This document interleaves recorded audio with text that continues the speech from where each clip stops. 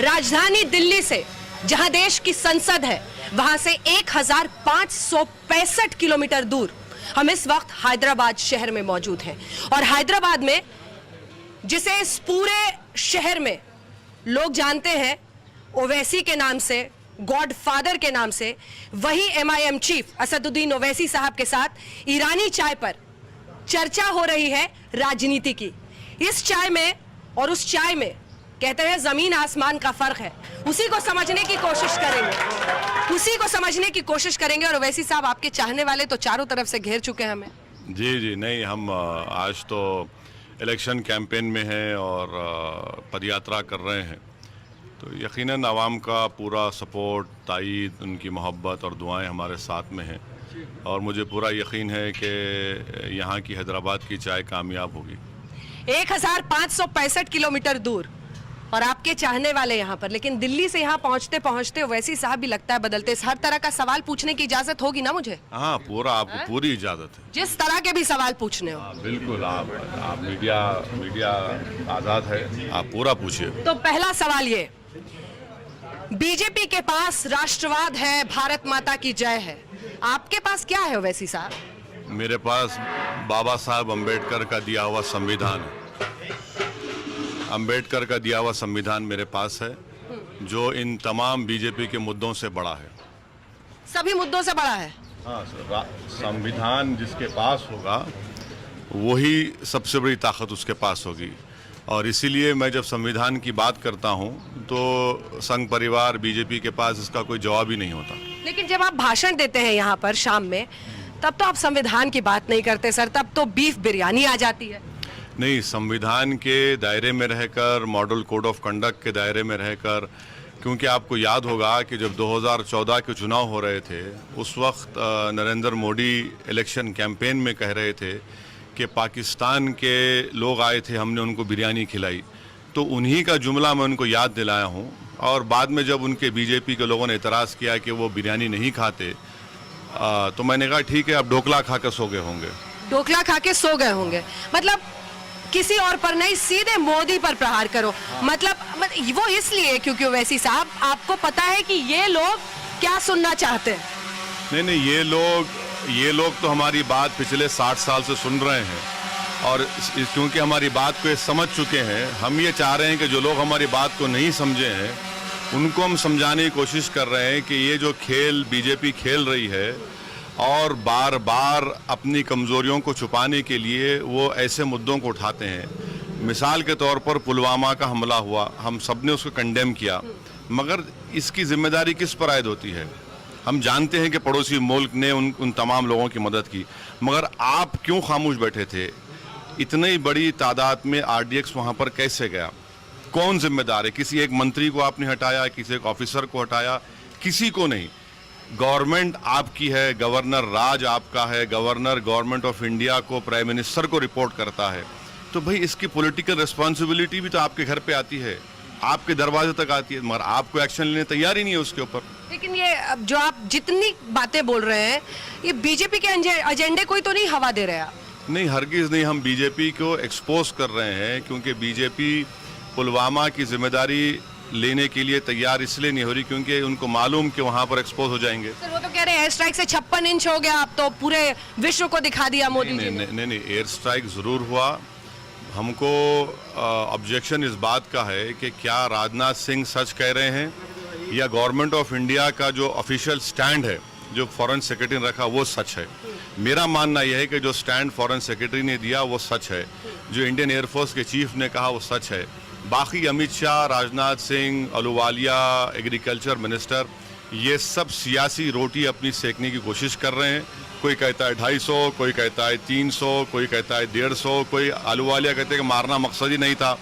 तो अब ये अपनी सियासी रोटी सेक रहे हैं, तो इसीलिए पुलवामा को लाकर बताना ज़रूरी है कि इनकी गलती की वजह से RDX वहाँ तक पहुँचा। या फिर ये है सच्चाई कि सबूत गैंग का हिस्सा बनकर आपको लगता है कि आप अपने वोट बैंक को केटर कर पाएंगे? नहीं, मुझे जो गवर्नमेंट ऑफ इंडिया का जो स्टैंड है मैं उसको मानता हूँ। जब बालाकोट हुआ मैंने कहा कि हम गवर्नमेंट के साथ हैं। पहला उरी का हमला हुआ जिसको सर्जिकल स्ट्राइक के नाम से मशहूर कर किया गया, मैंने कहा कि हाँ हम उनके साथ हैं। मगर ये जो पॉलिटिक्स खेलने की कोशिश कर रहे हैं ये इसमें नाकाम हो गए, इसलिए अब आप देखते हैं बालाकोट नहीं, अब चौकीदार पे आ गई बात। चौकीदार पर भी चर्चा करेंगे, लेकिन आप यहाँ पर मौजूद है, ओवैसी जी के साथ अलग अलग जा रहे हैं। कौन सी बात अच्छी है इनकी?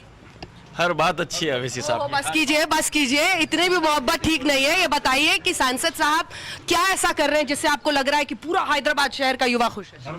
हर चीज सच्चाई, हर चीज में सच्चाई है उनकी, हर चीज में जो काम करते हैं सच्चा करते हैं। सच्चा करते हैं, क्या किया है? हर चीज क्या आप बताइए क्या नहीं क्या है यहाँ पर। हैदराबाद में हर चीज है आजकल, कोई चीज की कमी नहीं है। बॉम्बे दिल्ली के बराबर में है हर लिहाज से, कॉल सेंटर्स है यहाँ पर, हर चीज है। आप बताइए क्या ऐसा खास है, क्यों चौथी बार फिर से लोग चुने? देखिए असदुद्दीन साहब की जो बात है, कोई पार्टी में नहीं है। पार्टी जो भी हिंदुस्तान में सब में बड़ी पार्टी माइनॉरिटीज़ की है MIM है। तो जितने भी सपोर्ट हम करते हैं वो पब्लिक को, आवाम को और माइनॉरिटी को फायदा होता है, इसलिए हम लोग यहाँ भाषण के फैन हैं इनके, हाथ उठाइए। तभी मोदी पर हमला? नहीं, देखिए ऐसा नहीं है। कोई इलेक्शन, आप कोई भी पॉलिटिकल पार्टी कामयाबी हासिल नहीं करते सिर्फ भाषण की बुनियाद पर। आपको काम करना पड़ता है ज़मीन के ऊपर, और हम यहाँ पर काम किए हैं तो इस बुनियाद पर जीते। कोई भाषण के ऊपर नहीं जीतता, कोई तकरीर कर दिए और लोग हा जिंदाबाद हु हा होगा, नहीं होता। ये एक बार हो सकता है, बार बार नहीं हो सकता है। पर हुआ तो कर रहे हैं सारे। किसी को कोई फेमस लाइन याद है क्या ओवैसी साहब की? कौन बोलेगा? हाँ, आओ इधर आओ। युवा आगे आइए, जल्दी आइए, बोलिए कौन सी लाइन याद है? आ जाओ बाबा एक बार हैदराबाद, ओनली 5 लाख। ये लीजिए। नहीं, देखिए इसमें क्या है मालूम, इसमें आपका भी योगदान है, क्योंकि आप लोगों ने हमारे को इतना मशहूर कर दिया टीवी पर, ये सब चला कर एक और भड़काऊ भाषण, एक और ऑब्जेक्शनेबल बात ओवैसी ने कह दी। तो हमको तो खुशी होती है। देखिए हम एक छोटी पार्टी है, और आप लोग हमको अगर 9 बजे और अंजना ओम कश्यप 6 बजे अगर कोई असदुद्दीन ओवैसी से प्रोग्राम करते हैं तो हम तमाम लोग शुक्रिया अदा करते हैं आपका कि भाई आपने हमको कुछ काबिल समझा, इसलिए तो आप प्रोग्राम कर रहे हैं हमारा। तो ये हमारे लिए बड़ी एजाज़ की बात है, ऑनर की बात है। आपको कंट्रोवर्सी का विवाद बनने में मतलब कोई परेशानी नहीं है? नहीं मैडम, कंट्रोवर्सी तो ज़िंदगी का दूसरा नाम कंट्रोवर्सी है। अब कौन बचेगा उससे? और आज के ज़माने में तो ऐसा है ना कि पॉलिटिक्स में आपको सच्चाई कहने की बहुत ज़रूरत है, और जब हम सच्चाई कहते हैं और उस पर लोग बोलते हैं आपने क्यों कहा ये, अब मिजाज तो ये बन चुका है कि अगर आप मोदी के ख़िलाफ़ बोलेंगे तो एंटी नेशनल हो गए, अगर आप मोदी के बारे में कुछ कहेंगे तो बोलते हैं पाकिस्तान चले जाओ। तो ये मिजाज को तो हम बर्दाश्त नहीं करेंगे, हम बोलेंगे बराबर, और इन लोगों को भी इख्तियार है अपनी बात कहें, हम अपनी बात रखेंगे। क्या आपको लगता है कि इनकी आवाज बनने के लिए मोदी को एक बात याद रखिए कि हमारे MLA साहब मुमताज़ खान साहब हैं। मैं अपने बचपने में हमारे घर के पास, और जो जनरेशन MLA साहब का है, हमारे घर के सामने आकर RSS के लोग पुकारते थे कि मुसलमान कब्रस्तान या पाकिस्तान। जब हमारे घर के बड़े निकलते थे वहाँ से चले आते थे, तो हमने अपने कानों से ये जुमले सुने हैं। और गुरुग्राम में जो परसों जो वाक़या हुआ, चाहे क्रिकेट मैच का झगड़ा क्यों होगा, मगर ये जुमला क्यों अदा करना पड़ता है उनको कि भाग पाकिस्तान। भाई हमको क्या करना है पाकिस्तान से? आप यहाँ इतने लोग हैं, आप पूछ लीजिए किसी को 1% पाकिस्तान से मोहब्बत नहीं है, किसी को नहीं है।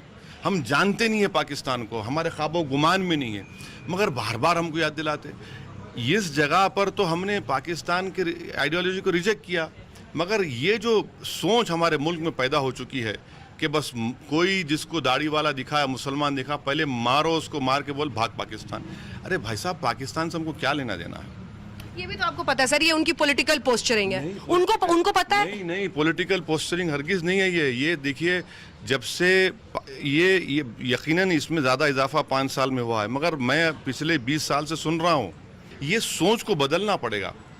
ये बार बार अगर आप हमको इस तरह से शक करेंगे, ये ठीक नहीं है, ये बिल्कुल ठीक नहीं है उस मुल्क के लिए। ये पॉलिटिक्स अपनी आप कहाँ ले जाना चाहते हो वैसी साहब? मैं छतों से भी देख रही हूँ, लोग देख रहे हैं, बहुत सुन रहे हैं। कई लोगों ने मुझे, आप आए हैं इसलिए आपको देख रहे हैं, हमको नहीं देख रहे हैं। क्या असदुद्दीन ओवैसी उसी ब्रांड ऑफ पॉलिटिक्स को आगे ले जा रहे हैं जैसा हमने बाला साहब ठाकरे का एक वक्त में देखा था मुंबई में, महाराष्ट्र में? नहीं, खुदा ना खास्ता मैं कभी इस शहर में सर परिंदा पर नहीं मानता आपकी इजाजत के बिना। बिल्कुल नहीं, नहीं नहीं नहीं नहीं नहीं नहीं नहीं, गलत बात है। ऐसा कोई नहीं है। हम चाहते ही हैं कि लोग हम पर तनकीद करें, हमारे खिलाफ बात करें, और उनको पूरी इजाज़त है। हम कितना रोक सकेंगे? चलिए हम करते, मान लीजिए, क्या सोशल मीडिया को रोक सकूंगा? क्या मैं मीडिया को रोक सकूंगा? यकीनन हम में कमज़ोरियाँ हैं।